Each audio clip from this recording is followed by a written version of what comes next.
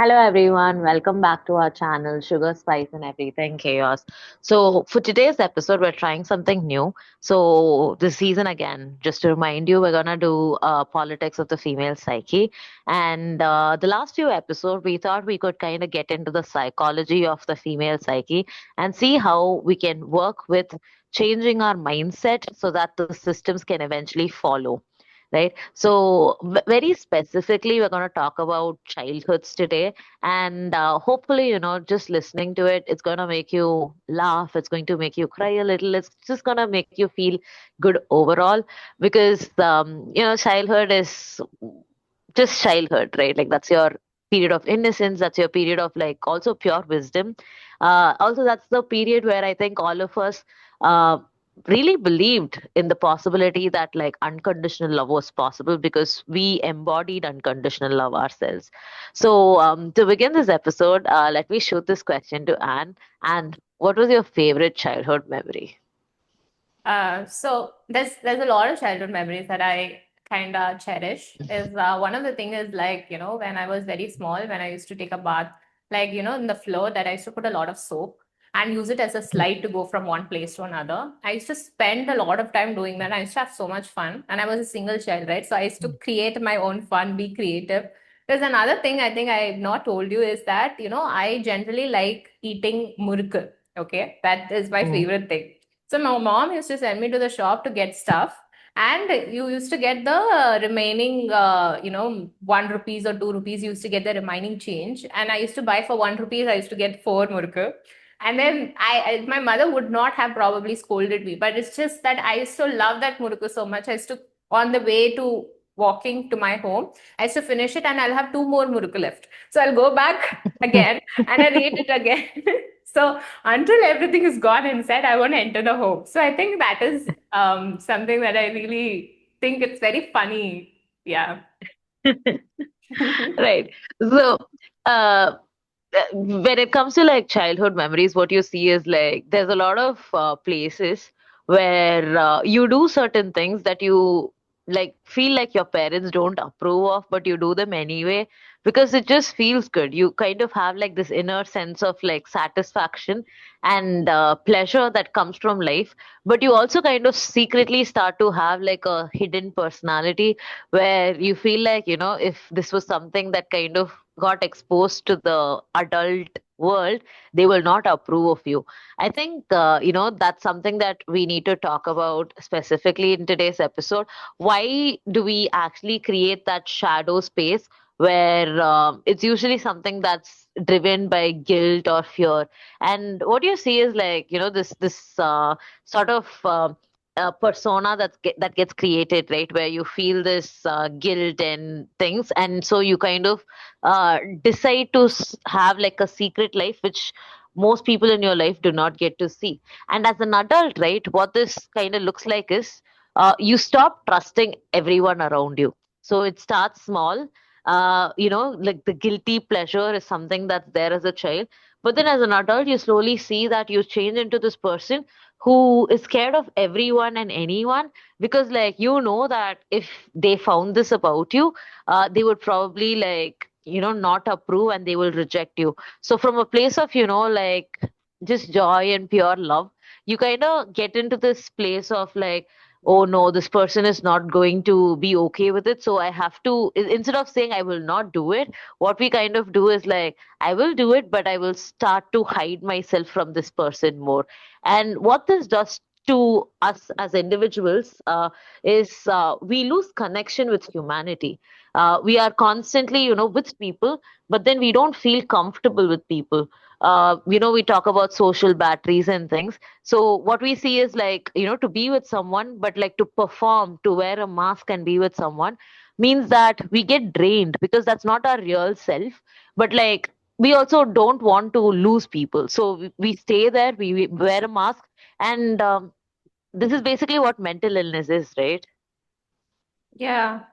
I mean, when you're talking about all of these things from the past, right? So you see that the kind of in therapy, the kind of the approach that I usually take is connected to childhood. That's the approach that I take.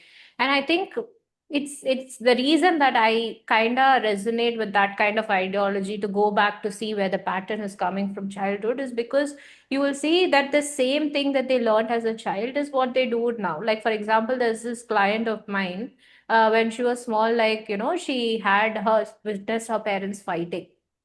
And then as a child, she was told, like when she intervened and say, as a 4 year old, she said, Mama, Papa, don't fight.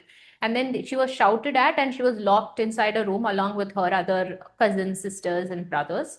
And then once they finished fighting, they used to be social. She was saying she used to be very scared inside and cry. All of them used to cry. But once they finished fighting, they used to open the door and make them put them to sleep. Right. So, according in the child's brain, it was like, okay, if I forget about this thing happening, like something is happening in front of you, you just try to not deal with it, things will go away on its own. That's the kind of learning that the child learned at that age. Right now, she as an adult, she's with a partner and the partner is fighting, and the partner is expecting accountability and ownership, and she is going numb and dissociating.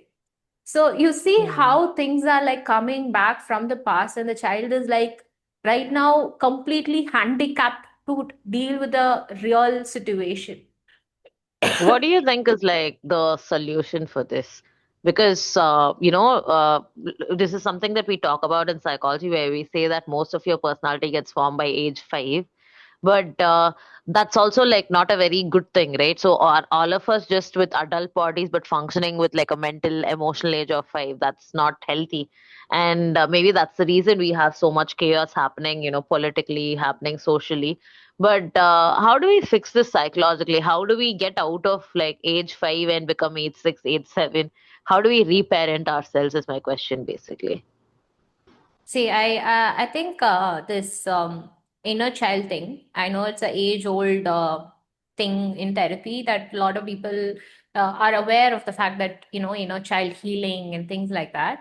But I think many of us don't really understand or take for granted who that little girl or a little boy inside of us. We don't really look at that person. Like I remember a lot of people, even in client situation, when I ask her how would she feel, the little girl would feel that you are abandoning her, you are rejecting her, you're being hard on her. They don't care. They really don't care. It's just that I think it is and these people are the ones who have so much of empathy, right? So much of love, but for other people, not for them. So this dissonance is there in my mind. Like, I want to understand is, what do you think? Why is that that empathy is always directed outside and not towards you? What then is that really empathy? I'm just One want to theory ask that you. I have, yeah, so one theory that I have about people who are empathetic towards others, but then they're very uh, self-inflicting of pain, like when it comes to themselves, is probably because they don't believe that they are capable of being loved. Like, they don't believe that they are worthy enough of love because they've learned that love is conditional from a very young age. So if someone does show them, like love, right? They're probably going to be very suspicious of it. They're going to be like, no, what does this person want? What do I have that I can give? Because there's a high chance that their self-worth, their self-esteem is very low. So when a really good person does come into your life, I think what you would do is you would hurt them to kind of prove yourself that you are right about how you are unlovable. So let's say, that being very kind to you, you would be very unkind to them, where you would like abuse them, and you would see how they handle it. I know of, cases where I see this thing where this girl would be very empathetic, and then she would get into a relationship with this guy who's like, very sincerely trying to pursue her. And what she would end up doing is she would like for the first time ever, she would get angry in the relationship, and it wouldn't stop there. She would, in one like confrontation, she would have slapped him, and this guy would like hide it away until, so this was in a therapy session where he kind of admitted saying like, yeah, she slapped. And it was not easy for him because he didn't want to give her a bad impression, right? But then when this whole situation was like unraveling itself, it was very sad to kind of see that girl break down again and, say she doesn't know why she slapped him. She Mm. doesn't know. Like it came down to, I don't know why I did that because I do love him. She's nice to everyone who's actually unkind to her. She's extremely self-sacrificing to people who treat her, like who take her for granted, who outright abuse her. But with this one guy who's like feeling safe towards, who's creating a safe space for her, she was, very careless with the way that she handled him.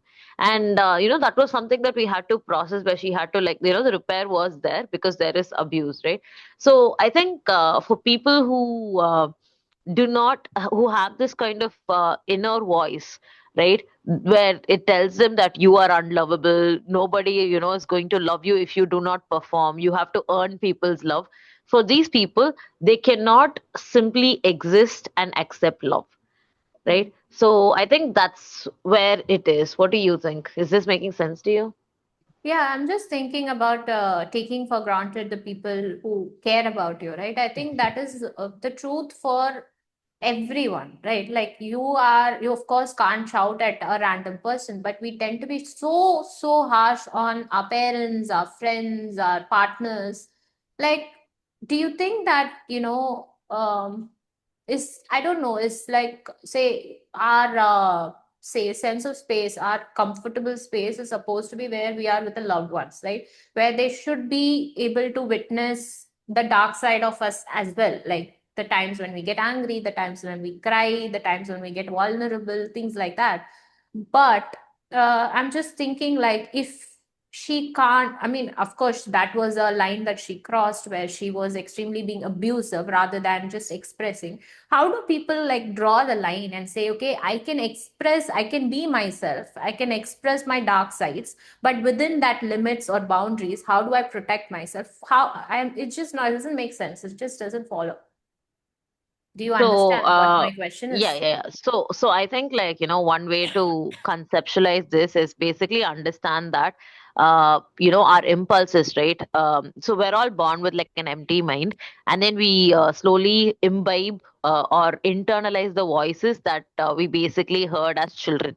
So the voice that is harsh, the voice that is kind, whatever it is, voice that tells you you are brilliant, you are fat, you are kind, whatever it is, right? These are all actually the first voice that you hear. It's actually not your voice, it's the voice of the people that you surrounded your childhood with, right? So the thing is, like, if you had healthy parents, the voices would be objectively more accurate. But if you did not have, like, a healthy environment growing up, the voice is going to be kind of biased. It is going to be something that is self-sabotaging in nature. It's going to be harmful either to yourself or to others.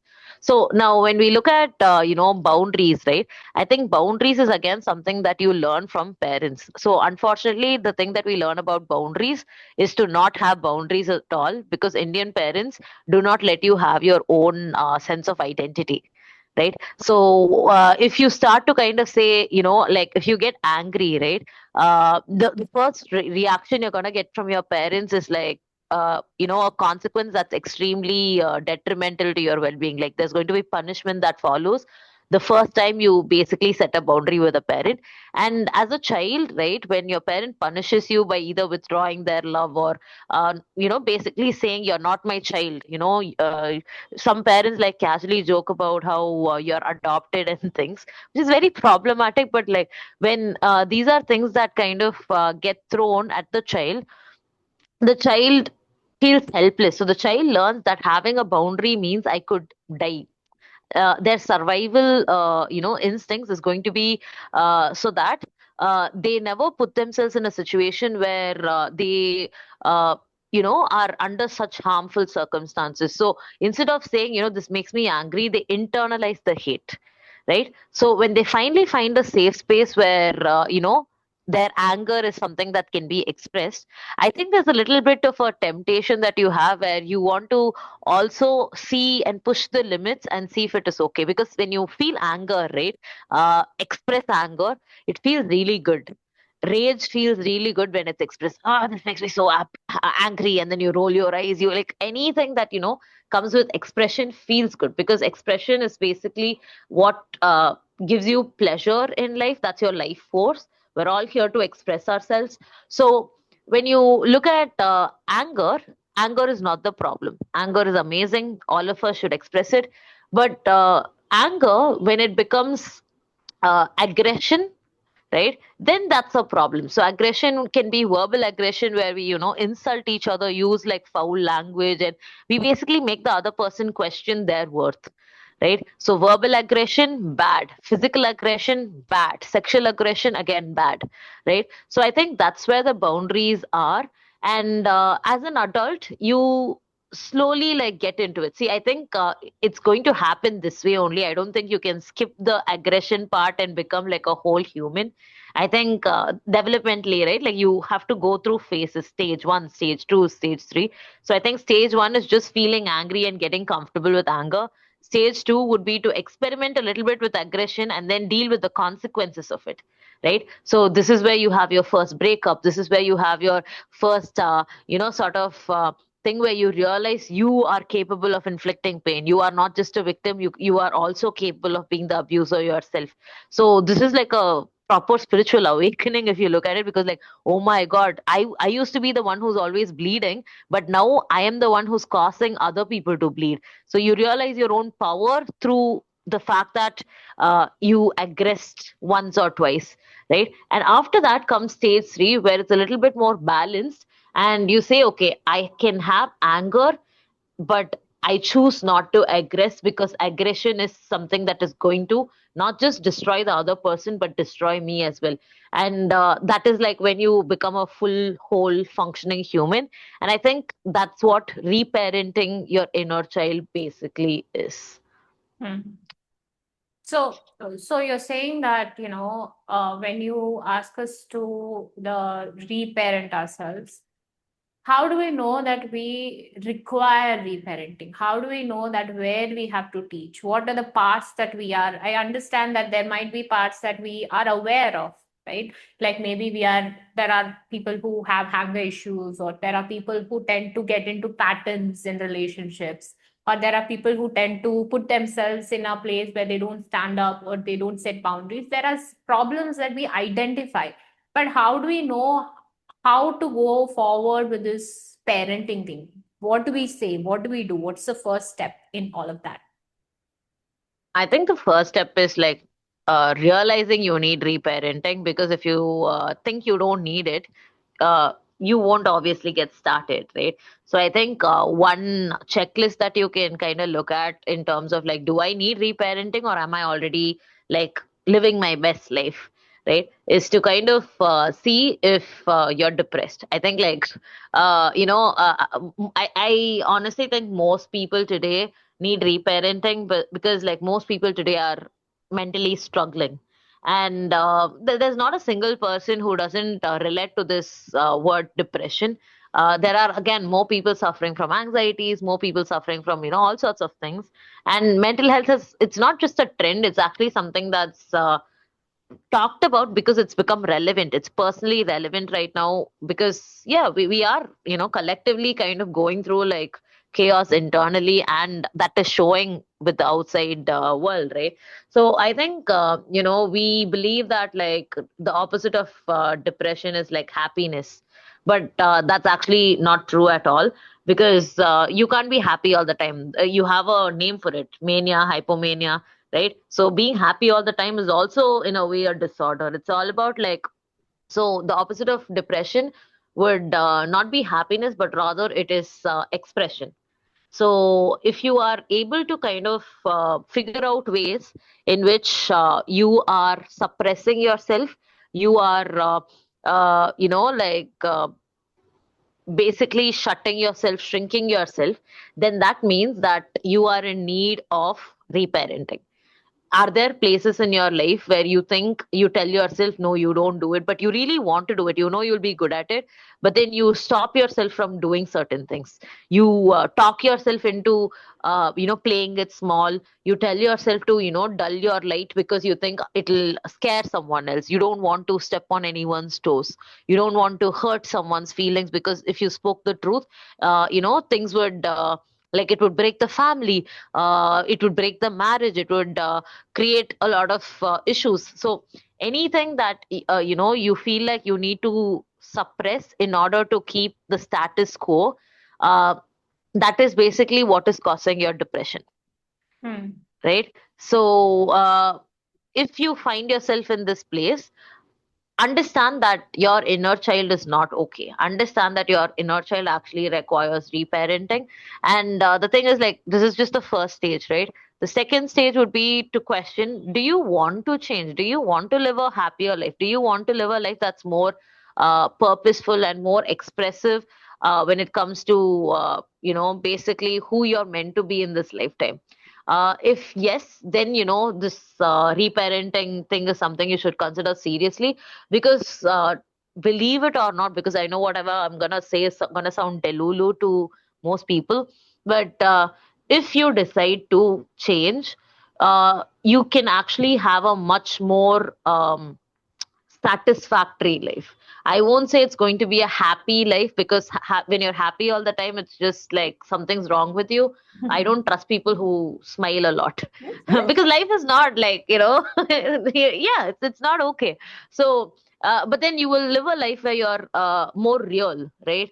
Like if something bad happens, you are okay to cry. If something good happens, you feel it 100%.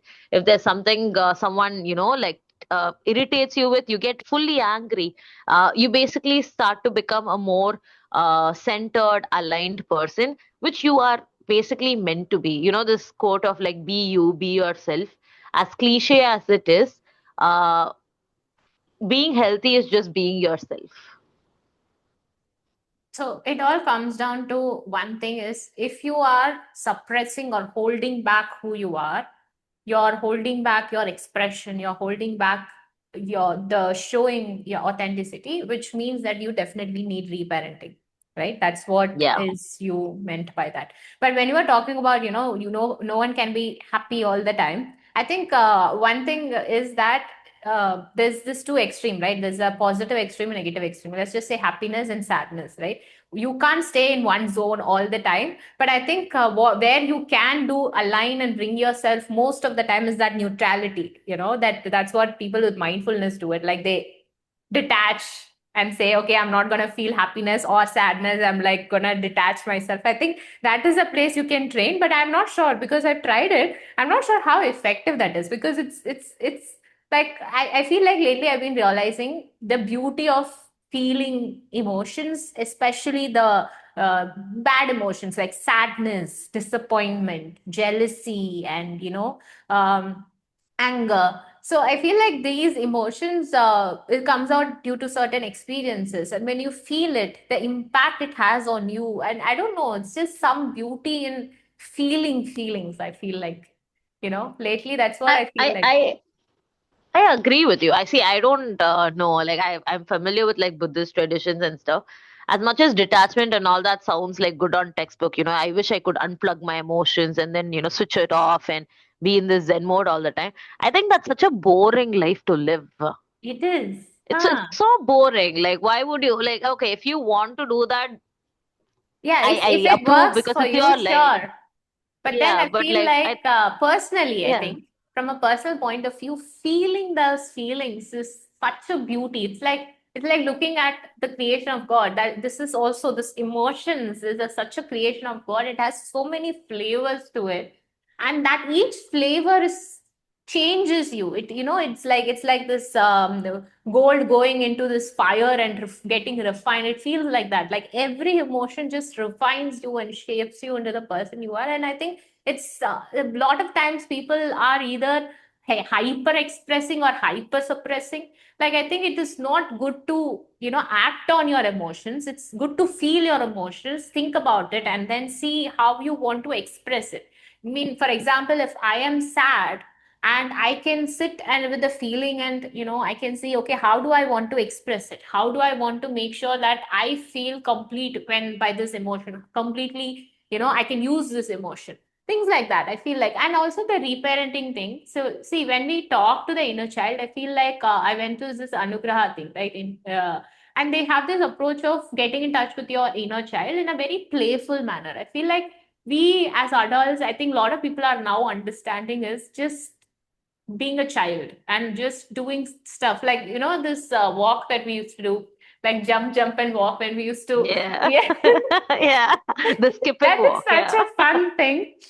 thing to do. Yeah. Yeah, like we need to really, if we want to get connected to our inner child, I feel like people have become adults at a very young age. All of us, most of us have become an adult at a very young age, and we lost that spark of being a child.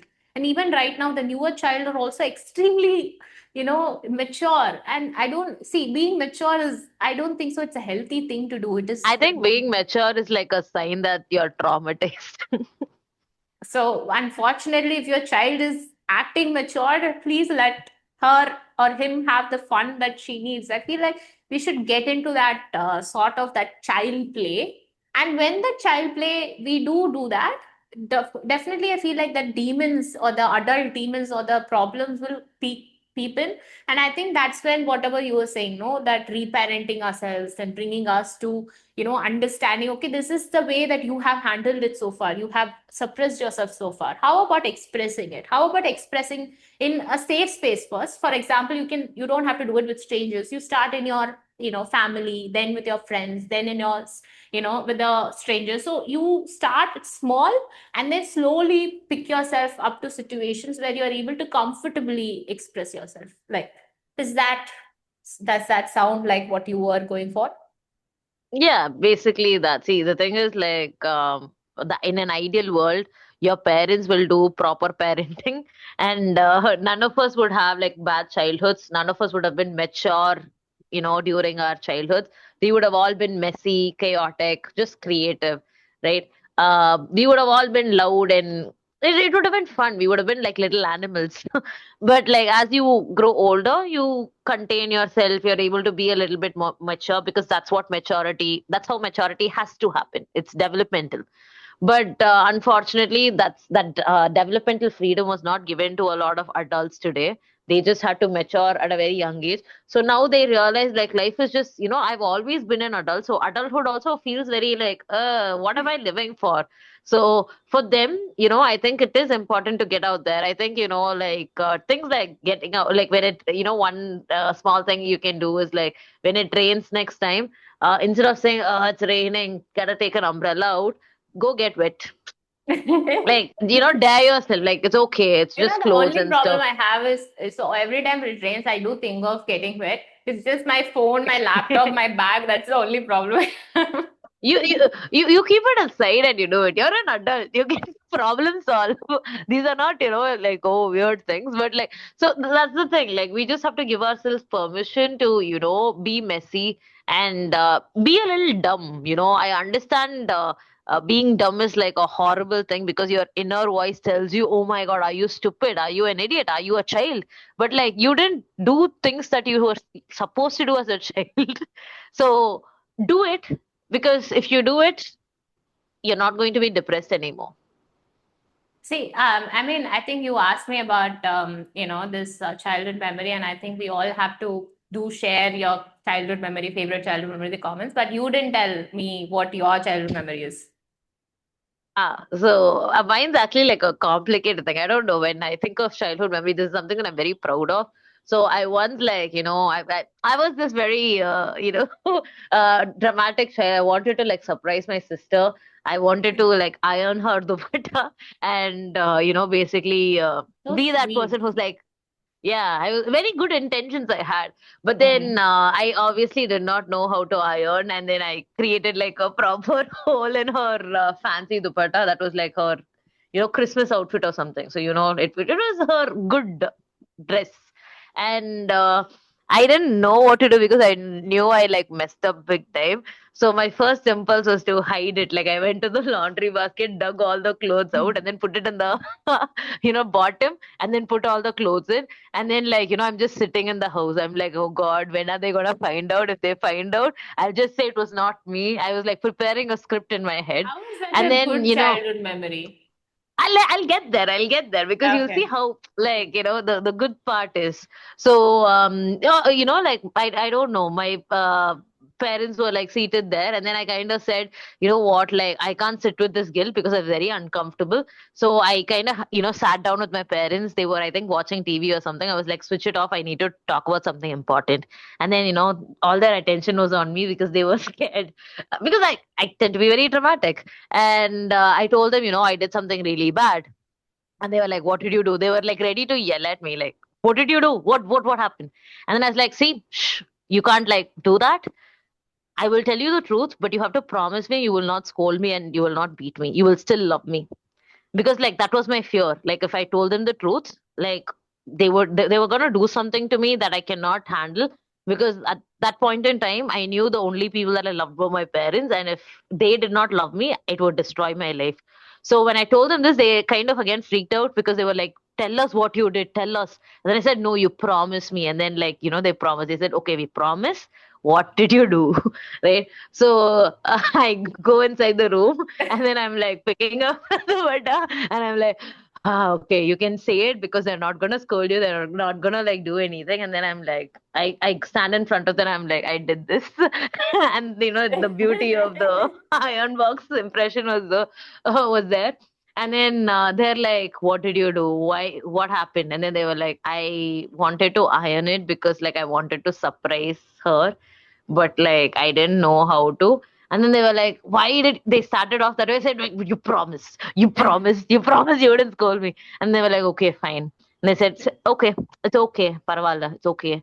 And then I kind of somehow unlocked this new way of communicating with my parents, where I can tell the truth as long as I have the assurance that they will still love me, Mm. because that was the fear that I had. So now, like, even now, I kind of use this where, like, when I say, I have something important to share, I need your attention, all their attention's on me because they're like, "Oh God, this girl's done something." That their imaginations do run wild. But at the same time, they're also able to kind of give me that space where I can be honest. And I think, like, this is what we need to do for ourselves, have that sort of boundary where I will speak my truths, and I still think I deserve love. Mm. And when we can get to that place where we know that, despite our flaws, despite our insecurities, and all those imperfections, uh, if we all kind of understand that we still deserve to be loved, I don't I know, think things would change. it also, from what you've said, somewhere we always think that, it is everyone's else responsibility to keep us, comfortable and safe. But it is not. It is Mm, our responsibility to teach people how to keep us safe and comfortable and things like that. We need to tell them how I'm supposed to be respected, loved, and things like that. Because see, often people don't really think about you all the time. Like they only think about themselves all the time. So a lot of my clients also, what they do is they like, "You're supposed to understand where I'm coming from. You're supposed to understand what has happened to me." I'm like, it is not that. It is about you are stepping over yourself. You are unloving. You are being harsh on yourself, and you expect others to do the opposite of that. That doesn't work like that. I think from what you mm, said, we need to teach people or tell them this is how I want to be treated, and this is how I would, express myself. I would be, and if this is something that is comfortable for them, if they can handle you, if they can make that space for you, well and good. Then go on with the whatever the relationship is. If that space is not available for you, then it is not about you or them. It is about that space is not something that can be contained there, and you just break off, right? Like, does that, what do you think? Yeah, I completely agree. I think, like, reparenting yourself is basically taking accountability for your life again. Instead of, being scared and, living in that state of survival, you start to express yourself. You start to live life as if life is fun again. Like you are here because not because you didn't have a choice, but like this is your fate, whatever. But rather you are here because you are meant to experience the fullness, the beauty of life. And that perspective shift alone, I think, would change the world. I honestly do think like it's not that delusional to believe this. If all of us, understood our own potentials, um, things would be different. Mm. No, I think, to just the listeners, the reason that we are talking about this is because we started from talking about loneliness and, misogyny and the marriage and the things that women go through and also men go through. See, it all comes down to all of these constructs that we are right now struggling with in terms of career or family or children or marriage. It all comes down to our self, where we are just trying to have a bowl inside of us. It's empty. And we are trying to like fill it up with the wrong things, like wrong relationships, wrong marriage, wrong friendships, wrong careers. All of this is like you're trying to fill it up with whatever you get, but you need to understand what it looks for is what your child in you is looking for. If you ask her, what do you want me to do? You would probably live a better life in general. So that's the reason that I think this episode is coming as we are getting closer to the end of the season, this season. I think that is what we want to end on, a much more positive note, but also more action oriented note. And yeah, that's what I want to say as a closing point. Do you have anything that to say to close it? So I have this thing that I wrote, and I just want to read it out loud. This is to all our listeners. Be random, be chaotic, be authentic. Life is short. Don't take yourself too seriously, but that doesn't mean you deserve to be taken for granted either. I think with Mhm. that, we can conclude today's episode. Thanks for watching. I hope you liked whatever we were discussing about today. Do follow us on Instagram, YouTube. Do show us your support. Spotify is also something that's there. I forgot to mention it. Yeah, so I think that's about it. Yeah, we'll see you until next time. Ta ta, bye. Bye.